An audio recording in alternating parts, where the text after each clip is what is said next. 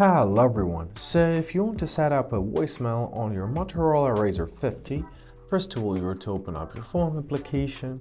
At the top right corner you are to check for the three dots and you are to press your settings.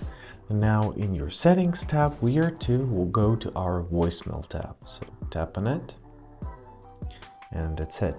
Here you can set up notifications for your voicemail messages in your notifications tab, of course, so you can choose them and so on and so on. You can set a vibration, sound, lock screen, whether to show them there or not. So choose the options which is suitable for you and make sure that you don't miss anything important. Now let's tap on advanced settings and here we are to enter our voicemail number. So make sure that your phone have an active SIM card in it, press setup and enter your voicemail number. And basically that's it. I hope this video was helpful. Thank you so much for watching. Have a great day and please consider subscribing to our channel.